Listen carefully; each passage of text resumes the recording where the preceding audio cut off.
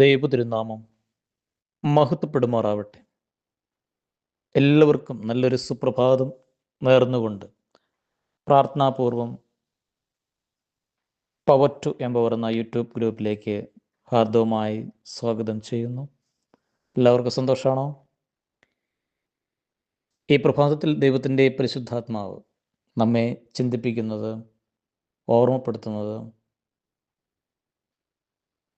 നമ്മുടെ സ്വകാര്യതകളിൽ ദൈവവുമായുള്ള ബന്ധത്തിൽ നാം എവിടെ ആണ് എന്നുള്ള ഒരു ചോദ്യമാണ്. അതിനെക്കുറിച്ച് മർക്കോസിൻ്റെ സുവിശേഷം 7-ാം അധ്യായം 6-7 തിരുവചനങ്ങൾ. ഈ ജനം അധരം കൊണ്ട് എന്നെ ബഹുമാനിക്കുന്നു, ഇവരുടെ ഹൃദയം എന്നിൽ നിന്ന് വളരെ ദൂരെയാണ്. അത് നമ്മുടെ സ്വകാര്യ ജീവിതത്തിൽ നാം നമ്മോട് തന്നെ ചോദിച്ചാൽ കിട്ടുന്ന ആൻസറാണ്. ദൂരെയാണോ അടുത്താണോ?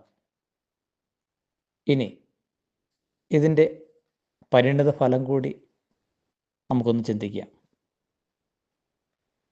ധൂർത്തപുത്രൻ സ്വന്തം വീട് വിട്ടുപോയി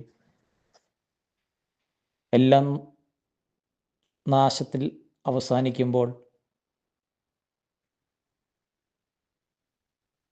അവസാന മണിക്കൂറുകളിൽ സ്വബോധം ഉണ്ടാവുകയാണ് അപ്പൻ്റെ ഭവനത്തെക്കുറിച്ച്.